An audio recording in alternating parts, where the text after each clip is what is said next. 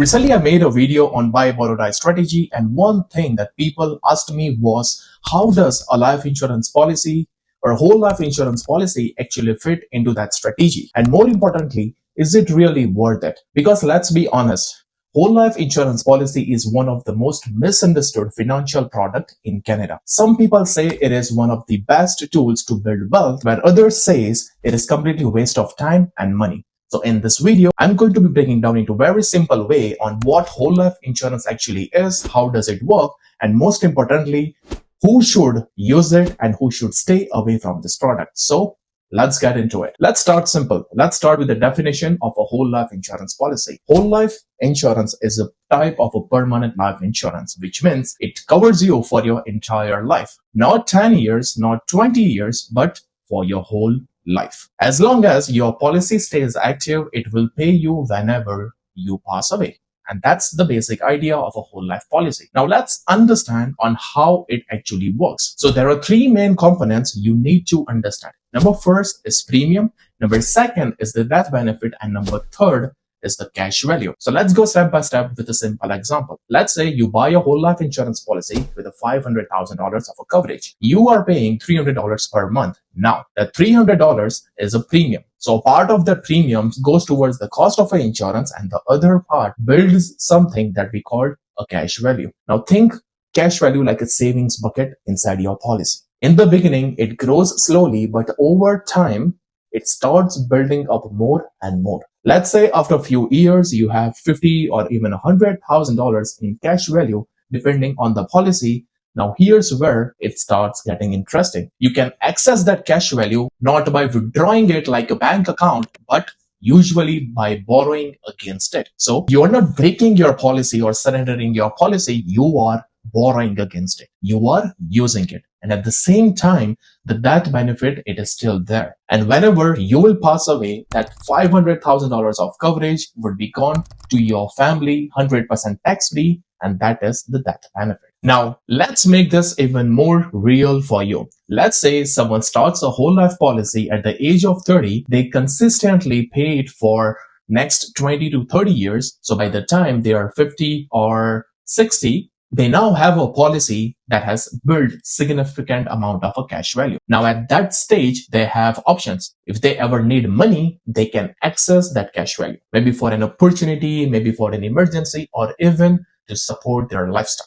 But at the same time, they still have the death benefit into place. So one product is actually doing two things. Number one is providing the protection to the family, and number second, giving access to the money whenever needed. And eventually, when they pass away, that money will go to their family 100% tax-free. And this is why people use it as a long-term strategy. Now, before we go deeper, let's clear some of the biggest misconception of a whole life policy. The first misconception is you can either use the cash value or the death benefit, but not the both. It is not completely true. When you access your cash value, you are usually borrowing against your policy, not withdrawing it. So your death benefit, it is still there. Now, yes, if the loan is not repaid, it may reduce the final amount, but in a properly structured policy, you can use your cash value during your lifetime and still live meaningful amount for your family. The second misconception is whole life insurance gives poor return if you compare it to the stock market. It may look lower, but that's the wrong comparison. Whole life is not meant to replace your investments. It is meant to provide stability, guarantees, and tax advantages. Think of it as the stable foundation, not as the growth engine. Misconception number third is it is only for the rich people, which is not exactly. See, it's more about where you are financially. It works better for people with higher income or those who have already built a base. But it's not limited only to the wealthy individual.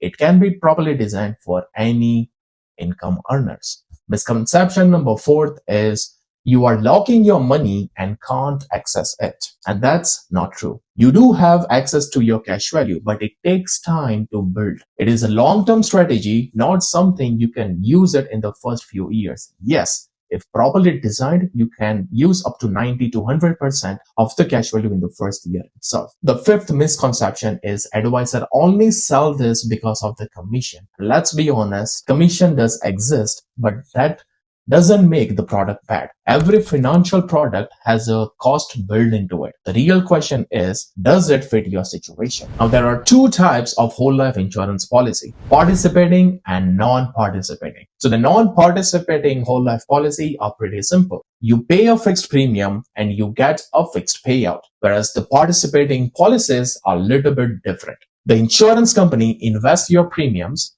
and when they perform well, they share profits with you as a dividends. Those dividends can increase your coverage, they can increase your cash value, or even reduce your premium over time. So the participating policy offer more flexibility and potential upside as compared to the non-participating. Now, let's talk about who does this actually make sense for, because this is where most people makes the wrong decision. Whole life insurance policy, it's not about just buying a policy. It's about using as a strategy. So number one, this works well for people who are more focused towards estate planning. If your goal is to leave something behind for your family, if you want to create a legacy, if you want to make sure that your family receives money in a tax efficient way, this is where the whole life policy becomes very powerful. It works well for high income individuals, especially for those who has already maxed out their TFSAs, RRSPs, and other registered or non-registered accounts. Because once those buckets are full, you start looking for other places where your money can grow in tax efficient way. And this is where whole life comes into the picture. It gives you guarantees, it gives you stability and long-term protection. So it becomes more of a wealth preservation tool and not just a growth tool. And number third, it works well for the business owners. This is where the things gets interesting, because for business owner, whole life insurance policy can serve two purposes. Number one, it provides protection and long-term guarantees like it does for the individuals. But number two, the right structure, it can also help you to access retained earnings from your corporation in a more tax efficient way. Now, this part needs to be designed properly. It is not something that you should do without proper guidance. But just understand this. For business owner, the whole life policy can become very powerful planning tool. So overall, whole life insurance works if you are thinking long term, you want guarantees, and you want wealth to be transferred more tax efficiently. Now, let's move on to who should not buy this. And this is very important part. Just because a strategy works doesn't mean that it works for every single person. If you are just starting out your financial journey, this is not your first step. If you have a high interest debt, this is not your first step. If you haven't started investing yet, then this is not your first step. And let me explain why. Because in Canada, you already have more powerful accounts and tools available. We have TFSAs, we have RRSPs, FHSs. Those accounts will give you more advantage as compared to the whole life if you are just starting out. But yes, if your primary goal to buy a whole life insurance was protection, then there are more other options available. For an example, term insurance, which is more affordable, or even other type of policies depending on your situation. So the point is simple.